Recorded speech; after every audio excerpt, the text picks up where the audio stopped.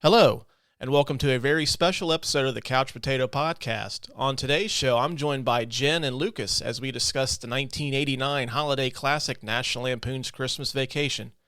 I know this movie's on a lot of you guys and gals' top 5 list for Christmas movies, and we had a lot of fun discussing it. So, after the trailer and the guitar riff, Christmas Vacation's coming up at you next. You better watch out. You better be good. Can I take something out for you? You better not live in the neighborhood, because the Griswolds are spending Christmas at home. We didn't come to impose. Oh, hell, there's plenty of room. Can I refill your eggnog for you? Drive you out to the middle of nowhere, leave you for dead? Chevy Chips. Everybody come out quick, look at the lights! National Lampoon's Christmas Vacation, rated PG-13. Starts Friday, December 1st at a theater near you.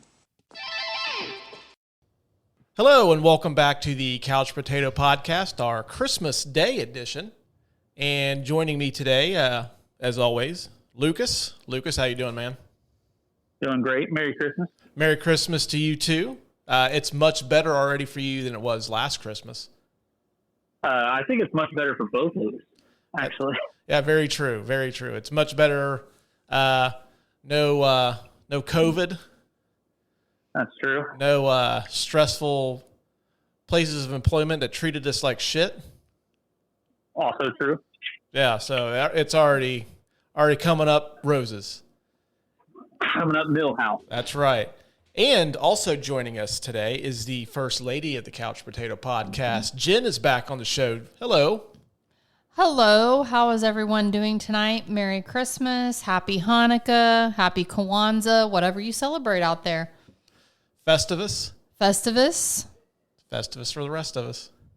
Yes. I'm looking forward to some rest over the next couple of days for sure. So you're celebrating Restivus. Yes. I'm here all day, folks. Don't forget to tip your wait staff. All right. To celebrate Christmas, we're going to do we discussed on the Home Alone episode. This is probably on both of our top 5 favorite holiday movies of all time. This is my number 1. It's my top 2 or 3 for sure. We're doing National Lampoon's Christmas Vacation today. The celebrated holiday classic, which we kind of alluded to on Home Alone. This was coming up. Fun fact for all you listeners out there: we tried to do this episode last year, but in typical Couch Potato fashion, the audio got fucked up and we couldn't put it out. We are very professional. We are getting better though. That's true. I think on a scale of 1 to 10, I think quality. Adam makes us sound like $1 million, so I think we're at least a 7 or 8 in the audio quality department. In terms of our content quality, I think we're like at a 4. Whoa, you're giving us a whole 4? Yeah, like I think we're judged on the Olympic scale. So we've got like a series of judges, and the USA made up for like the shitty score that we got from the Russian judges. I mean, the Russians gave us a 1. I think you could at least give yourself a 5 or a 6. Oh. I think a 4 is selling yourself short a little bit. All right, well, as you now, the cat's out of the bag, the American judge is joining us. I mean, I'm just saying I listen to it every week, so I think, 9 times out of 10, it's a good 6 at least. Oh, Probably more than that. Hey, I just want any sponsors that are listening to this, take note. We are a solid 6 out of 10. that's right. And we will hawk anything. The male grooming kits, if you want us to promote those, we'll do it. Boner medication, we'll do that too.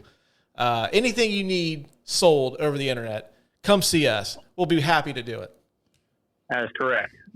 All right, well, we'll get off. We're getting off track here. But I did want to ask the both of you, speaking of National Lampoon's Christmas Vacation, we'll get off the ball grooming kit. We'll save that for another day. When's the first time you've seen National Lampoon's Christmas Vacation, Jen? Let's see. I know that I didn't see it in theaters. I probably seen it on VHS at home. Giving away my age here, but that's okay. And for all of you that don't know what a VHS tape is, it was a cassette tape Probably the size of a length of an iPad, maybe a little smaller. Sounds about right. Yeah. Yeah, and it had like a reel inside of it, and you used to be able to play tapes, could record on them. But then they got replaced by disc, and now people don't even use those anymore. Yeah, you would put the tape into something that looked like an Xbox One, the original Xbox One. Yeah, so basically, just imagine like a Nintendo. The cartridge goes inside. Sometimes you'd have to clean them, or else they wouldn't play right. And it took forever to rewind or fast forward. Mm-hmm. And sometimes if the movie was long enough, you had to flip it over. Oh, no, you had them on 2 tapes. Oh, 2 tapes. Okay. Yeah, they did that with the DVDs. I'm thinking of the actual cassette player that you would play music on. Yeah. It would have like a 2-sided tape. I'm thinking the wrong thing. Also showing your age. I know. That's okay, though. Whatever. But go ahead. Don't mean to cut you off again. No, I was just going to say that I most likely saw it at home. We probably rented it from First Choice Video or Blockbuster or one of those that were around back in the day. That's when I recall seeing it. I know for a fact I didn't see it in theaters. Yeah, Lucas. So. Oh, good. Lucas, what about you, man? When did you see this?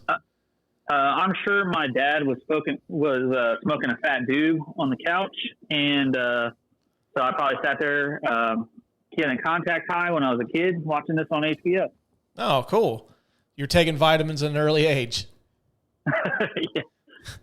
I know for me, I seen this in movie theaters. As I've mentioned on numerous episodes, that my mom has a collection of movies that she watches religiously. It's about 10 or 11. This movie is also on that list. I think she will watch this. Obviously, she watches it at Christmas time. She'll watch it in the spring. It could be a sweltering 110 degrees outside. She'll pop in National Lampoon's Christmas Vacation as well. So I've probably seen this movie hundreds and hundreds of times. I'm not the expert that Jen is. That's one of the many reasons we brought her on today. She didn't even have to watch this movie to be able to contribute to this episode. Well, I actually just watched this for the trillionth time, it seems, a couple weeks ago. So it was fresh in my mind. But no, I mean, I pretty much have this memory on repeat in my head. Mm. So, yeah, see, me being the older of the three of us, I probably watched some of this with you, and I had to watch it again today. It's because you're old. Memory is not what it used to be. That's right.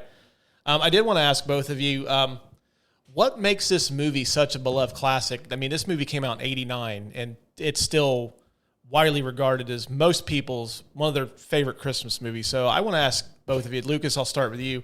What makes this movie so beloved all these years after it first came out? I think it's the relatability. Mm-hmm. I think it's because it's like an average family having an average Christmas and struggling with money to, get whatever they want, which in this case is they wanted a swimming pool, but, just the average family struggling through Christmas, and everybody has a cousin Eddie. Everybody. That's true. Jen, what about you? What makes this movie so beloved and for you? Oh my gosh. For me, it's the characters. I mean, Aunt Bethany, Uncle Lewis, Clark, of course, Cousin Eddie. I actually have a family member that not only acts somewhat like him, but looks like him as well. I have an Uncle Doc that he's like our cousin Eddie of the family. Mm-hmm. And it's just such a fun movie. A lot of it is just so out there and ridiculous. And there's just so many things that I just love about it, from the dialogue to the characters to the crazy things that happen that, in all honesty, would never happen in real life. So it's just, for me, the comedic effect of it. Clark, just his like one-liners, his tangents. I mean, it's just so many things that I love about it. Yeah, I think for me, like Lucas, you touched on this. I mean, I think everybody has gone through a Christmas or two where you try to make it perfect and everything goes to complete shit. I mean, whether it's trying to hang up Christmas lights and none of the lights work, like trying to figure out how you're going to afford to give everybody what they want for Christmas. everything that you'd want to be the perfect Christmas going wrong. And then I don't have that problem, but I mean, you end up getting stuck with family members you don't like.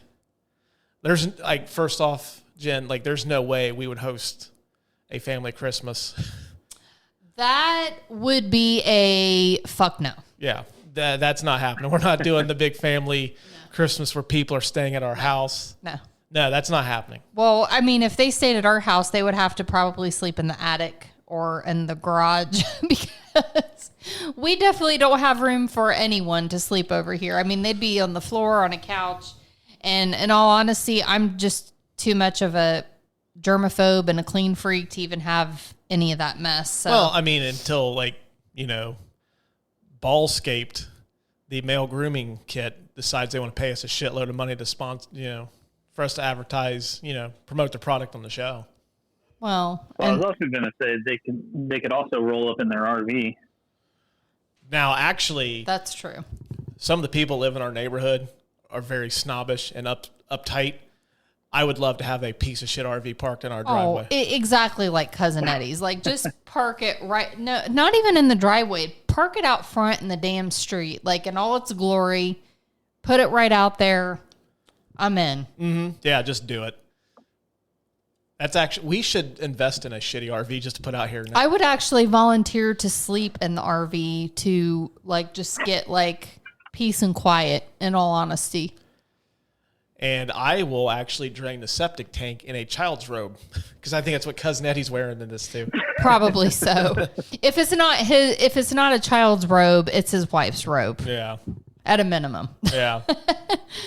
But yeah, I mean, I think it's so relatable. And like you said too, Jen, they've crafted such good characters throughout. This is the third entry in the National Lampoon series. So you've kind of gotten to know these characters too. So I think combination of both is what makes this movie, so fun. And I think we watch this once a year at least, don't we?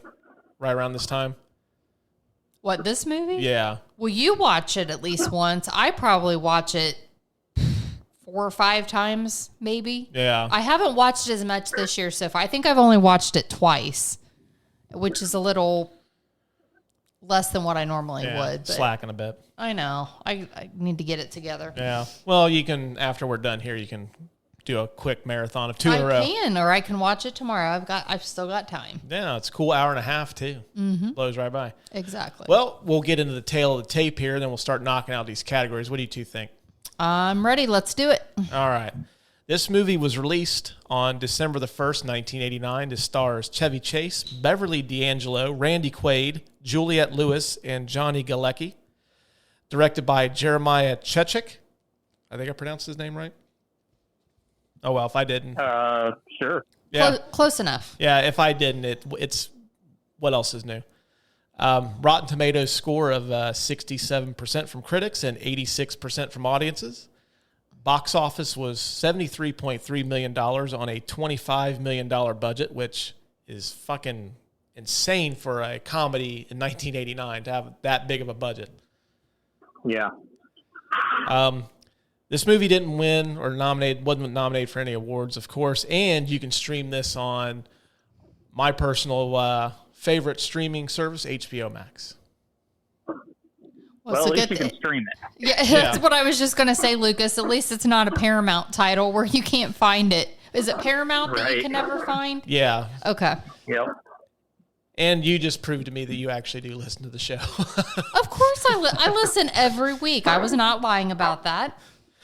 All right. Well, the William Somerset Research Corner, and we do appreciate that. Of course. Absolutely. You're one of the Magnificent Seven. Oh, geez. Now, there's more than that. Yeah, you're right. There's 8. The William Somerset Research Corner, this movie was originally based off of a short story called Christmas 59, which was written by John Hughes and was featured in the 1980 issue of National Lampoon magazine, which I didn't know that they did a magazine until these movies. I always remember just Mad Magazine and Cracked, but I didn't know there was a National Lampoon's magazine. I remember Cracked.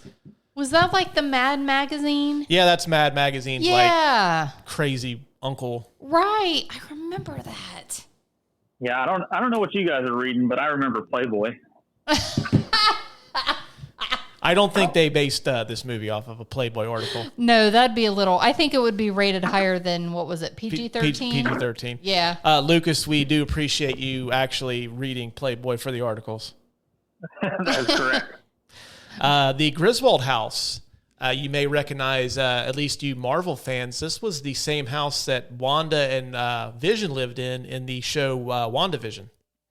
Holy shit, I did not know that. Yeah. I thought that was kind of cool. Wait, what now? Yeah. WandaVision, Yeah. Wanda and Vision lived in the same house that was the Griswold house in this movie. I'll be dipped. And another fun fact, Todd and Margot's house, their next door neighbors, that was the Murtaugh's house in the Lethal Weapon movies.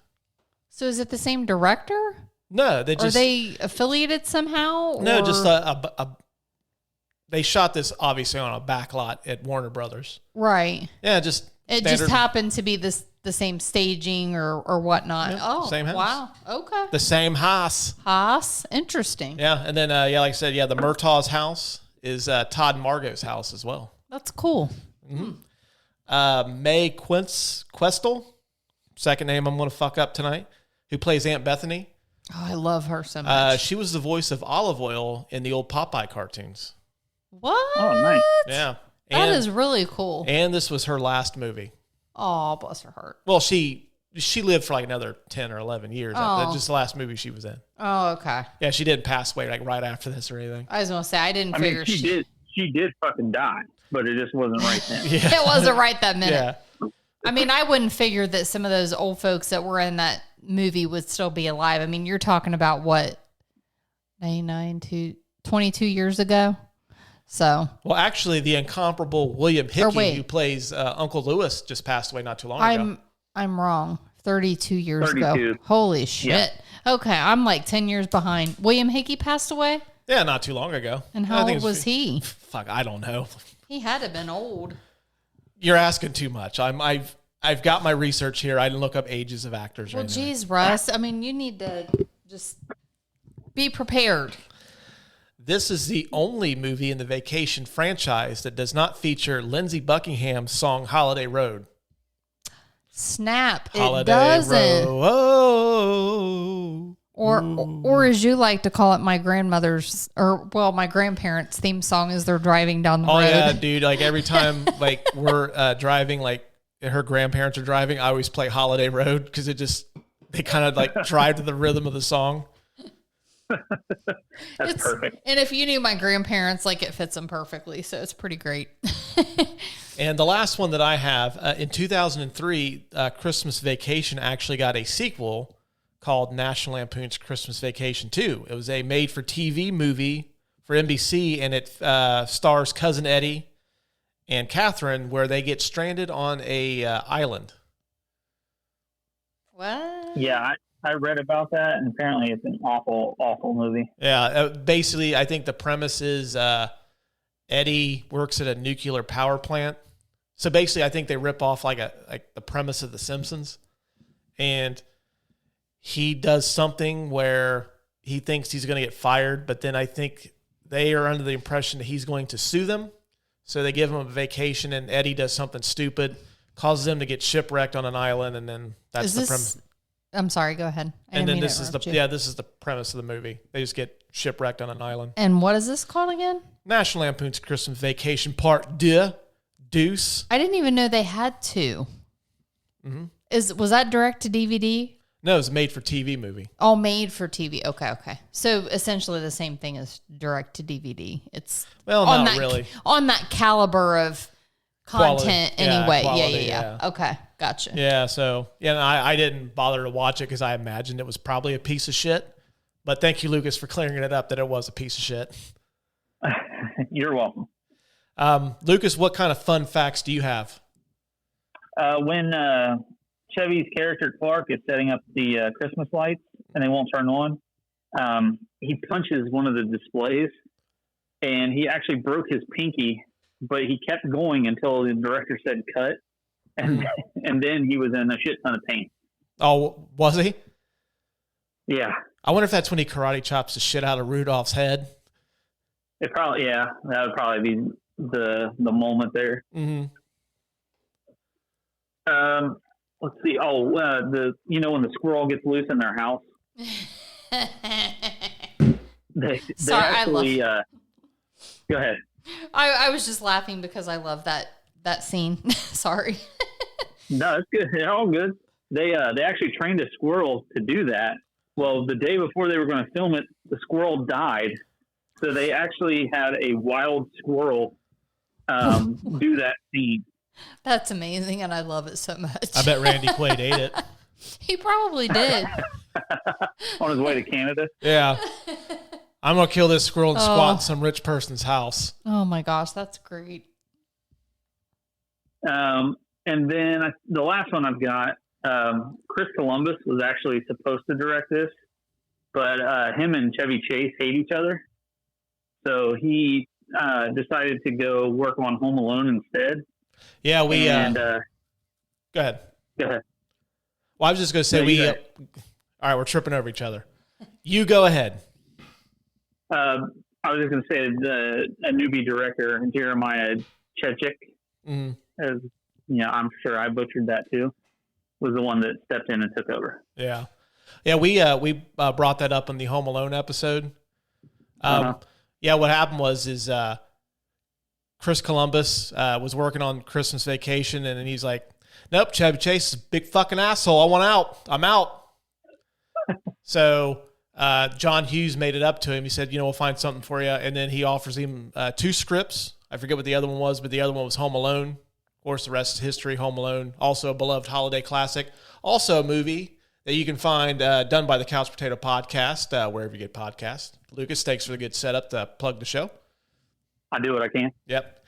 You're like Magic Johnson setting up James Worthy. And most people that listen to this show probably don't know who James Worthy is, but you should. He's an awesome LA Lakers forward.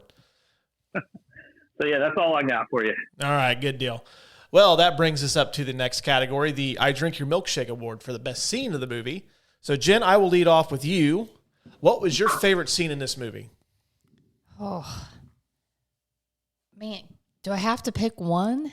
Yes, you're giving an award. We're not. Well, you can suggest several, but we'll pick one. It's going to have to involve Cousin Eddie because he is my absolute favorite character out of this movie.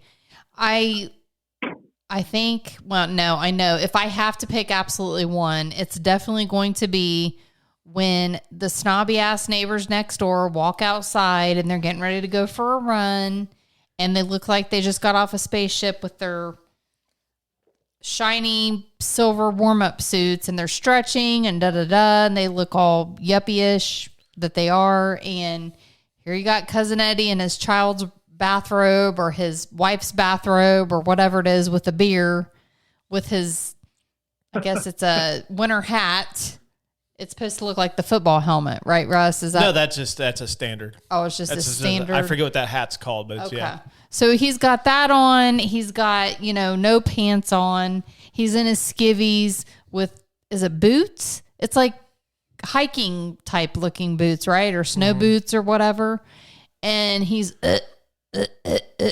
draining his RV sewage line into the sewage system in the street and just, Merry Christmas, shitter's full. And he is such a simpleton. He gives no shits in the world.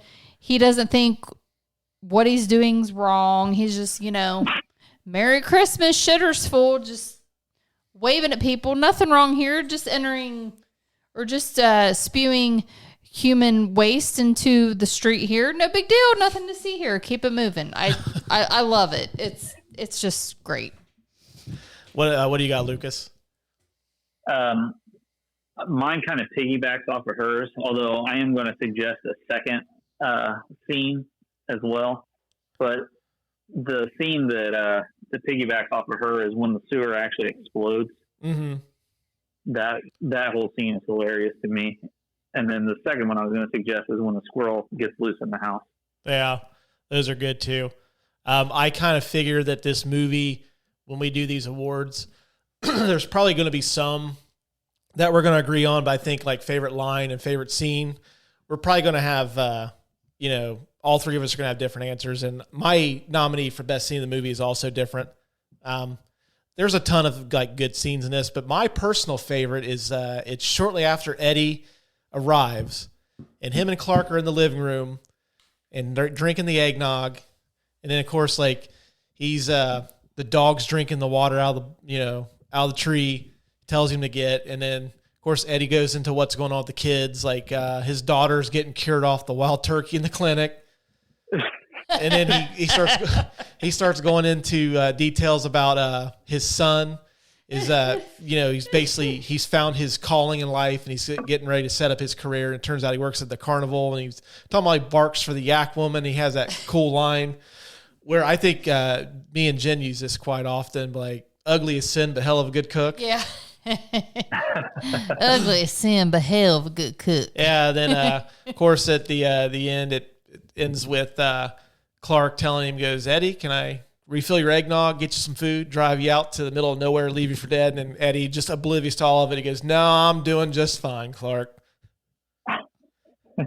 Just fine. That for me, that every time I hear that, that scene just cracks me up. But I don't really have a secondary one because I think you guys pretty much summed up the rest of them. So who are we going to give this one to? I think it's going to be Jen's scene because I think that's, with the line that I'm sure is going to win best line as well. When he's emptying the sewer or into the sewer, I think that's the most iconic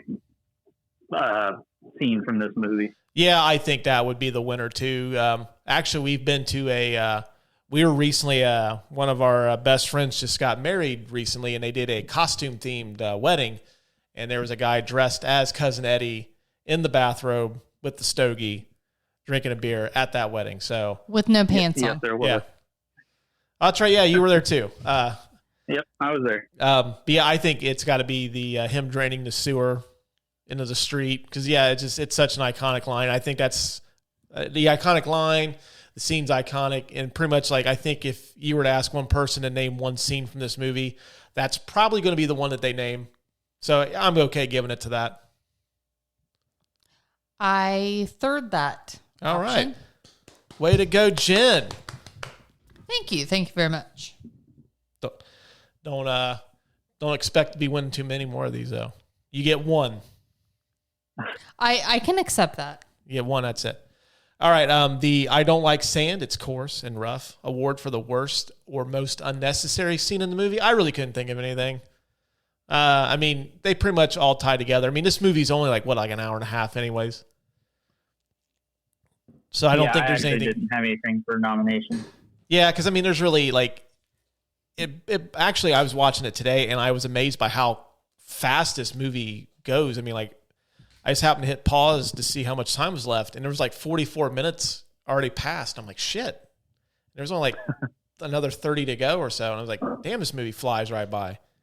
But there's nothing really I would cut. It all kind of flows together. Do you have a nominee for something you'd cut out of this movie? I do. What I would actually cut out, if anything, I love this movie. It's pretty much like an A+, perfect for me. But if I could cut out anything, the ending where they're just kind of standing around and singing with one another and the police and the family and the boss and da-da-da. To me, it was like super hokey and I didn't really think that it was needed to add anything great to the movie. The part where the Santa, flies up in the air and they're like, oh, it's sewage gas or whatever. That bit was pretty funny. But then it combined with the singing, just, I could have taken that or left it, honestly. So is that where they sing the national anthem? Yes, correct. Yeah, I kind of get that. But I guess it's everything else that leads up to that's pretty outlandish too. Oh. True, it is. But I can maybe see cutting that out or just changing it to something different. Right. But yeah, okay, that's a good award. We'll just give it to that one since okay. Neither one of us have it. Damn, you got 2 in a row. I know. That's awesome. I'm on a roll tonight. Yep. Well, you better be winning awards since you love this movie so much. Yeah, that's right. That's true. The King Kong Ain't Got Shit on Me award for the best line. Have we decided whether we're going to change this to the Dylan, you son of a bitch award for the best line of the movie? We didn't decide, but we did discuss it. I don't know. I defer to you. All right, well, we'll discuss it with producer Adam, see what he thinks. What is that from, Dylan, you son of a bitch? That's from our last episode, Predator. Well, in no. No. In my defense, when I listen to that, I normally listen when I'm working. I work from home, and I've had 2 kids home with me this week while I'm working by myself, and one of those kids is 2. So I was listening to that during all of the commotion from said kids in the living room, so I could have missed that part. So my bad. I'm surprised because actually just earlier this week, Evie, our daughter, comes up to me and does the handshake thing, and she goes, "Daddy, you son of a bitch." Really? Yeah. Wow. I couldn't like get on her about using bad language. I was so impressed with that. I was like, oh, okay. Yep, you are Daddy's girl. Interesting. Well, who won the arm wrestling contest? Right. Oh, I let her win. I'm not gonna. I mean, I would have smoked her if this was an actual competition. I'm not gonna do that when it's just playing around stuff. But we will decide. We'll get with producer Adam, see if we're gonna change that because he's the one who has to find the audio clip. So sounds good. But Lucas, what is your nominee for the best line of the movie? So, like I said, I think we're gonna all agree on what the best line is. So, just to give a separate nominee, I like the part where they're all coming into the meeting. Is Clark says, "Merry Christmas, Merry Christmas, Merry Christmas, Merry Christmas. Kiss my ass, kiss his ass, kiss your ass. Happy Hanukkah." I think we've used that before too, haven't we? Yes. Yeah, I mean, this is something we've done at work to people walking by it. Yeah. Yeah, we've done that too. And then even Jen and I have done that too to people. Yep. Jen, what is your nominee? Mine might be a little unconventional from what most would say, but it's not Merry Christmas Shitters Full, actually. It is where they're going to go shopping, and them being Beverly D'Angelo, Clark's parents, and then Beverly D'Angelo's parents. I can't remember her damn name from the movie. Ellen, thank you. Ellen as played by Beverly D'Angelo. I was expecting your A game. Your A+ game. You've brought like maybe an A-, B+. Well, you can kiss my ass, kiss your ass, kiss his ass, and so on. See, Happy Hanukkah. Bravo. Anyhow, Clark gets stuck in the attic. He's up there and he's like yelling out the little tiny window, and Ellen's asking, "Where's Clark at?" And her, they're like, "I don't know." Da da da da. And then Ellen's dad says, "Oh, he has a car. He can drive. We got to go. I got to eat so I can take my back pill." I use that all the time. Like I absolutely love that line, and I don't know why, but her dad rather, is just this old crotchety fuck. He doesn't care about Clark. It doesn't matter where Clark's at. His back hurts, and he's got to eat, and he's got to take his damn back pill. So I don't know. I just love that. I will vouch for that. You've used that numerous times. I think that's right when you're getting ready. You're not quite at the hangry scale, but you're getting close when you pull that line out. Yeah, I've actually heard her use that too. Yeah, you're accurate on that. Yeah, it's for sure. You're getting close, like like that loud meter, like it goes like from green to red. It's getting like halfway when she uses that line. It's not quite in the red yet. It's like a 3.5, and it's about to be a 3.75, and then if you get to 4, you're really in trouble. Something like that. Yeah. Mine is Merry Christmas Shitters Full. I can't blame you for that. That'd be my number 2. Yeah, I think like going back to the scene is the most iconic. That line, is most iconic. I actually thought about. I work in an office now, and we had a mishap in the bathroom when I had first started. It wasn't a mine. I would totally take full credit if I had done that, but somebody had stuffed up the toilet a bit. He would take full accountability gleefully, let me tell you. Yeah, like, oh yeah, that's me. I left that gigantic Lincoln log in there. But I thought about using the when I went to go tell like somebody like, hey, the bathroom's overflowing. I was about ready to say Merry Christmas Shitters Full in there. You should have done that. Well, I'd also probably, I don't know. I may have or may not have been on unemployment shortly thereafter. Well, and the thing is if whomever you were telling that to, would they have gotten the joke? I don't know. That's the thing, because I've used, like, another one I use all the time is a line from Don't Tell Mom the Babysitter's Dead. I use this quite a bit. I'm right on top of that, Rose. And I've said that to people before, and they're like, huh? Like, Russ, if I'm saying that to you, you know exactly what I'm talking about. Oh, yeah, I stole that from you. I use that all the time. Oh, you did? Now, too. Oh, okay. But there's certain people that I can use that with, and there's other people that, like, they're just like, why the fuck are you calling me Rose? Like, obviously, my name's not Rose, and they have absolutely no idea. So, it's because they're a dullard. That, too, yeah.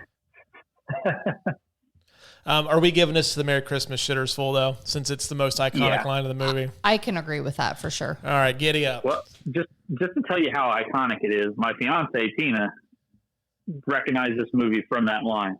Okay, yeah. See, that's what I mean. That line and the scene in the line in the movie, like, that's the two things that people are going to instantly remember from this. Right. Yep. All right, good deal. That's definitely the winner. I guess going now to the McLovin Award for the Best Supporting Performance. I don't know if you can really give this to anybody else. Is it even worth nominating anybody? I don't really think so. I thought of nominating Ellen's dad for a minute just because of the back pill line, because that we use that all the time. It cracks me up, but I really don't think there's any other person you can give this to. I think he's a little too much, but who else are you going to really nominate? It's got to be Randy Quaid as Cousin Eddie. Yeah. Yep. 100%. Jen, do you have a nominee that? It's Randy Quaid for me. Now, wait a minute. I thought the supporting actor, the bit actor's different. I'm thinking of it. Well, we've changed it to the best supporting performance. You can't give it to like Chevy Chase because he's in the movie way too much. And same with Beverly D'Angelo. Did this category used to be called bit actor? Yeah, but we've changed shit around so much. Okay. That's why 8 people only listen to the show, because we changed shit so much. For some reason, I was thinking that you still called this the bit actor part. Anywho, if we're going with that, it has to be Randy Quaid. Like, do you still do the thing where they have to only be in the movie for a certain amount of time to be considered the supporting actor? Well, yeah, it can't be the lead, obviously. Right. How many minutes is he in this movie, by the way? Did you look that up? Well, I think he comes in at like a half an hour into it. Sounds about right, yeah. Yeah, I think he's about a half an hour into it. He pops in quite a bit. I think he's billed third in the movie, like when you look at the credits. Oh, okay. But honestly, who else are you going to give this to? I couldn't. The only other person I could even remotely think of giving it to would be Uncle Lewis. Yeah, that's right. Or even like him and Aunt Bethany, like as a combo, like them together. Other than that, I can't.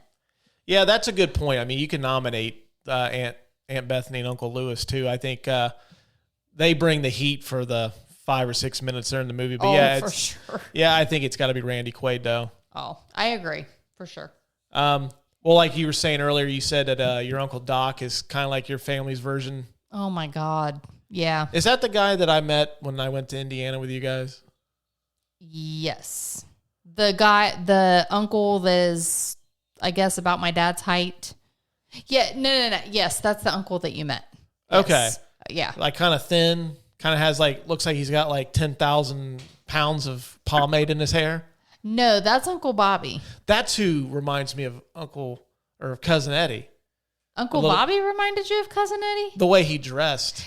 Yeah, I can see that. I can see that in the way he dresses, but in action, it would be my Uncle Doc. Can I tell like a quick 1 to 2 minute story about why my Uncle Doc actually reminds me of Cousin Eddie a little bit? You know what? I don't give a fuck. Go right ahead. Okay, so this is actually pretty hilarious. So my grandfather, my dad's father, my grandpa Leon, he passed away in 96 or 97.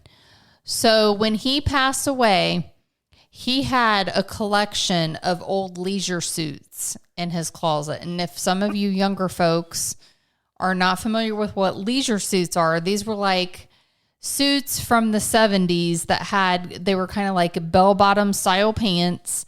They had the wide lapel suit jackets, and they were very loud in color. So think like bright, like green, orange, plaid, just awfulness.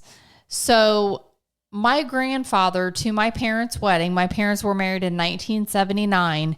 My grandfather wore a leisure suit, and it was fantastic.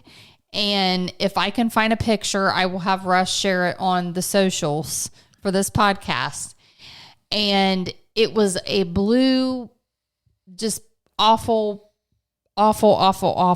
suit. And it was like with a white shirt and the wide tie. And the tie was, I want to say the tie was plaid too, but I'm not 100% sure. Anyhow, skip forward to 97 when my grandfather passed away. My uncle wore that same suit to my grandfather's funeral. I'm not kidding. It's the absolute truth. My parents told me this story. Now, granted, I was at that funeral, obviously, since it was my grandfather, but I don't really recall my uncle wearing, that specific suit until years later when I was looking at wedding pictures of my parents, and I'm like, that suit looks so familiar. And I could not place where I knew that suit from. And I asked my mom about it, and she's like, yeah, your Uncle Doc wore that to your grandfather's funeral. I'm like, what? I said, so you mean to tell me he wore his deceased father's suit from the 70s that my grandfather also wore to your wedding? That's what he wore. Yeah. So that in itself, I mean, as I recall, very much a Cousin Eddie move. I mean, right? I mean, dress, and if I'm remembering correctly, my grandpa wore like when he went to my parents' wedding, he wore white penny loafer, shiny type vinyl looking shoes that were almost identical to what Cousin Eddie wore in that movie. And my Uncle Doc wore the same thing. And I don't think they were my grandfather's shoes, but they were the same style of shoes. So yeah, that's what he wore to my grandfather's wedding. His deceased father's suit that was worn at a wedding 20 plus years before that. Yeah, that sounds like a Cousin Eddie mood. Yeah. Oh, plus, fun fact, I'd rock shit out of a leisure suit right now. I mean, as long as it's not your deceased father's suit. I mean, that's a little creepy. I wouldn't do that, but yeah, like we go to like a wedding next year, like, oh fuck, I'll rock one of them. I mean, I'm all for it. Go for it. Well, I know a certain somebody who will be getting married within the next couple of weeks. Yeah, well, it looks like I gotta go. I gotta get on the hunt for a leisure suit. I'll rock shit out of that too. But yeah, I think Randy Quaid wins this. You're saying like, every person either has that member in their family or they know somebody, like a friend of mine. Like I had a friend, I've mentioned my buddy Jeff on here a time or two. He had an Uncle Dickie that was kind of the same way, like the guy that like, he's not a member of my family, so I fucking loved him. Like he just cracked me up, but like I could see where like, oh man, this guy's a bit embarrassing. But like I fucking just Uncle Dickie was the fucking shit till like later on. It turns out he was a fucking scumbag. But growing up, like Uncle Dickie was my version of Cousin Eddie too. So yeah, I think everybody in their family's got one, or they know somebody like that too. So yeah, Randy Quaid easily wins this. Iconic character. I'll get into a little bit more on him later on. The Eric Stoltz Award for the performer that you would recast. Jen, do you have anybody in this movie that you would get the axe out and replace him with somebody else? You don't have to. I always ask because usually if I don't, somebody's got a nominee. So I mean, I would have to like be choosy because honestly, these characters were cast so well. But if I could think of anyone, like Eddie's kids, maybe. especially like the little boy, like Oh, now come on. They You were- can't do that to fucking Rocky and sure Ruby I Sue. can. I mean, and the only reason I say that, and again, I have to be very nitpicky if I'm going to pick anything because I feel like this was cast very well.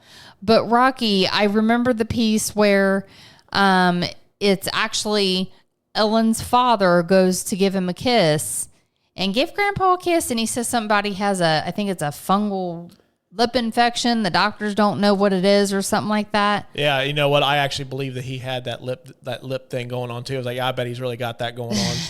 That's method acting right there. Well, I guess he just looked normal. So he's talking about like a lip thing, and there's nothing really wrong with his face. He just looks like a little goofy kid. I mean, And that mullet is fucking sweet. that mullet is very sweet. So I guess because that little piece in that movie where he's talking about that, you know, he's got a lip thing, but then there's nothing wrong with his appearance. So I don't know why that bothered me. Not to say that maybe that character would need recast, but if you're going to have Randy Quaid saying that, make his face look a little wonky if he has some unknown lip fungal infection that hasn't been yet discovered. I don't know.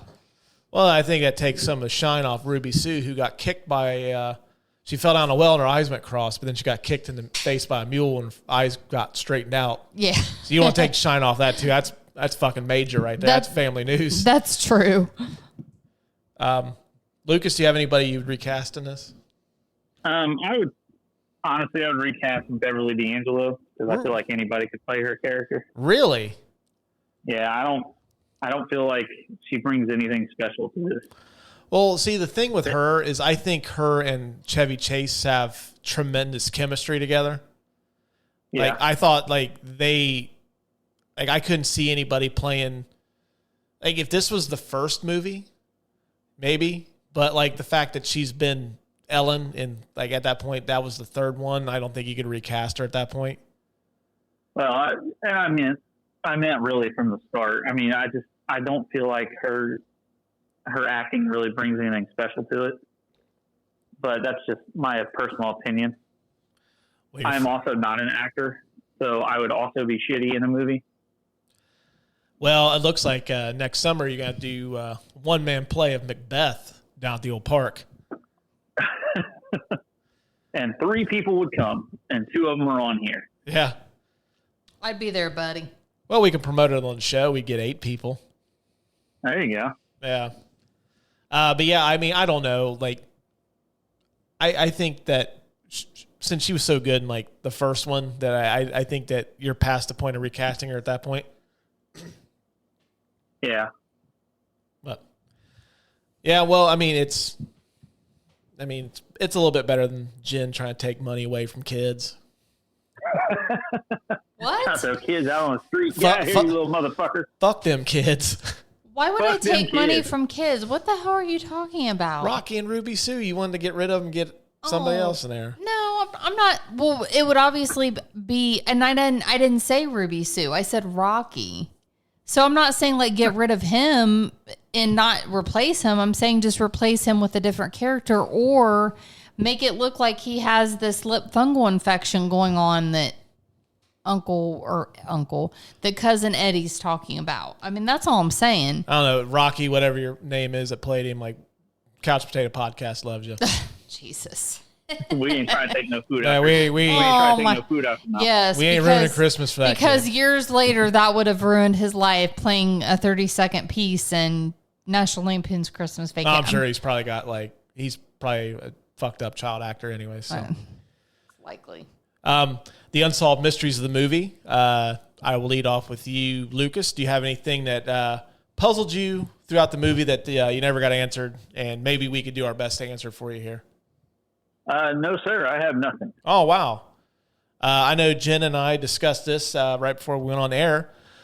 First off, I'm trying to figure out how the fuck the Griswolds got that tree out of the ground when they didn't bring a saw. I'm assuming they probably yanked it out with that fucking badass car there. Well, the thing of it is, though, like when they're walking to find that tree, they had to have gone 2 or 3 miles, maybe, at least. I mean, like, They were deep in the wilderness. There was no parking lot around. There were no cars. It was not like a normal Christmas tree parking lot. It seriously looks like they literally just walked out to the middle of nowhere. Yeah, and I don't think that miles and whatever. Yeah, I don't think that tourist wagon is getting through the snow. No, definitely not. Yeah, so I mean, like, I don't know how the fuck they got that out of there. Somebody must have hidden like a fall in their pants or something. I'm just going to go with the tried and true answer that we always use when we can't figure shit out. Movie magic. Movie magic. Yep. We'll sprinkle a little movie magic on there, cast a little wand around, boom, tree's out. And plus, like, who the fuck carried it back to the car? Because, I mean, Audrey is pretty much useless at that point. Her eyes are frozen open. Yeah, they're frozen open. Yeah. Which, I don't know, like, everybody else seems to be fine. She just can't take the cold, Russ. I don't know. She's awful prissy. Yes. I'd have left that bitch out there. She kind of looks like Jack Nicholson in The Shining when he's out in the... Like, yes. Yes. I can totally see that. The other one that I had was, do Todd and Margot stay together after the events of this movie? No. You don't think that? No, I don't think they do. I think she's just had enough of his fucking ass. She gets mauled by a squirrel. She gets mauled by a dog. I mean, she gets bright lights shine on her. She he falls down the stairs and he falls into her. No, I just don't see it happening. The fucking stereo got ruined. The stereo's gone. The windows got busted. I mean, water spilled Nah. Plus, Todd, kind of a wimp. That's the second. He's kind of a pussy. So I just don't think they would have stayed together. Yeah, he's a little bitch. She has more balls than he does. They didn't stay together. There's no way. Plus, I don't know why I always get a kick out of like when you see performers when she gets super irate when they knock at the door of the police and she says, "If you want in this house, you're gonna have to break down the goddamn door." Oh. I think I recall my mom getting mad to where she swore at one of us like that too when I was a kid. But I don't know.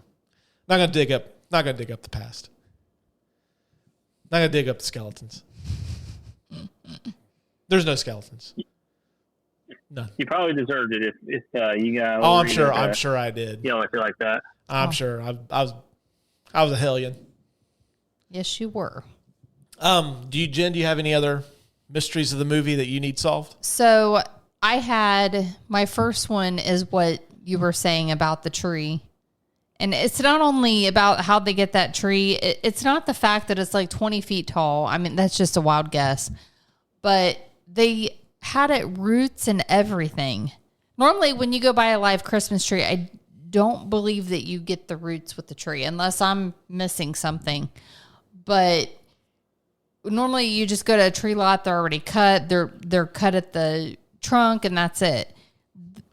This motherfucker had, the roots, and this tree was established. I think the roots were like 3 feet long at least, and he's got this damn thing on the back of his car and all this rope, and it's like, where did you get all this stuff, and how did you get this tree out? But the other thing is when the movie starts out and they're, the hillbillies are behind them and they're trying to run them off the road and whatnot. And they get stuck under the semi and then they get out from under the semi, but then they almost run, it's like a dump truck. They almost run headfirst into it. So he kind of has to veer off to the right, but they hit a snowbank and go way up in the air.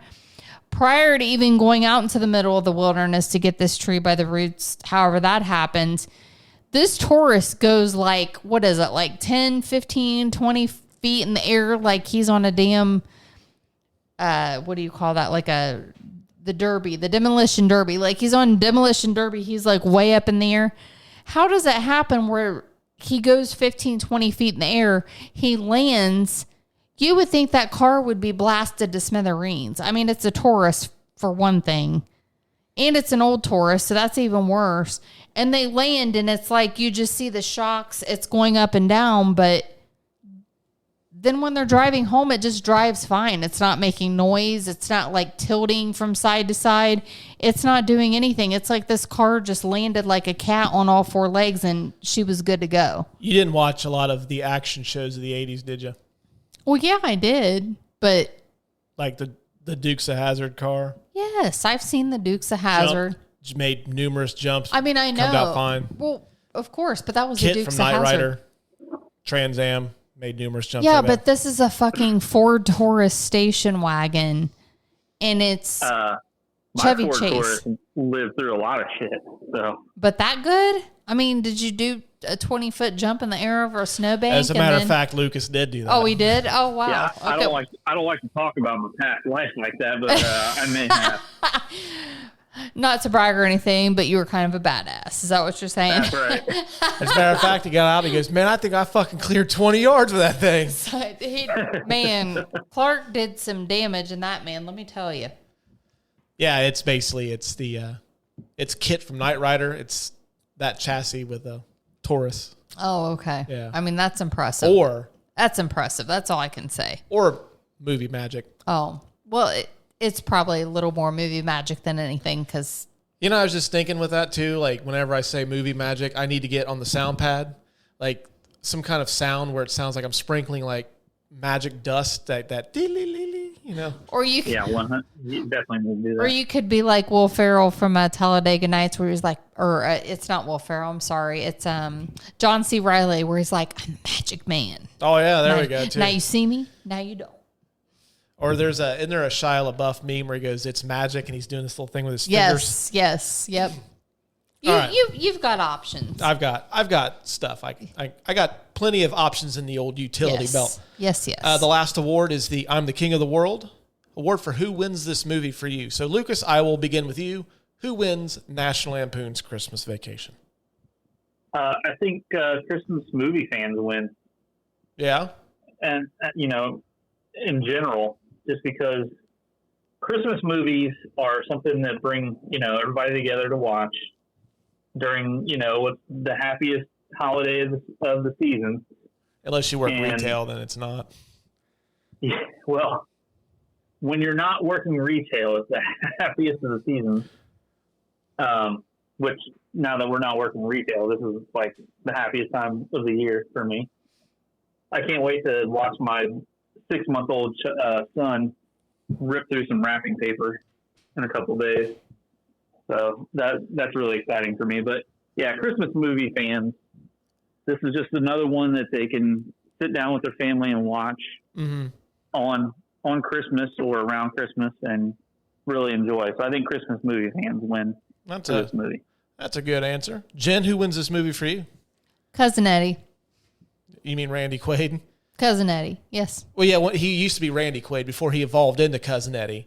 I know, squatting but- in people's houses. Well, yeah, that's why I'm calling him Cousin Eddie. He's just he took that role and he just rolled with it, and that's who he is today. It's real life. Yeah, that's method acting to the extreme. Right. Absolutely. I also nominated Randy Quaid too. I think when you're going up against like Chevy Chase is arguably a comedy movie icon. Not so much anymore, but he had a run there for a while. He was like in the elite class with like Bill Murray, Steve Martin, those So guys. funny. But when you steal the movie from him and you end up creating a character that during this time of the year is just as iconic as the Grinch or Ebenezer Scrooge, I would say that you win this movie. I mean, can you really think of... I mean, I don't think this movie works quite as well without him.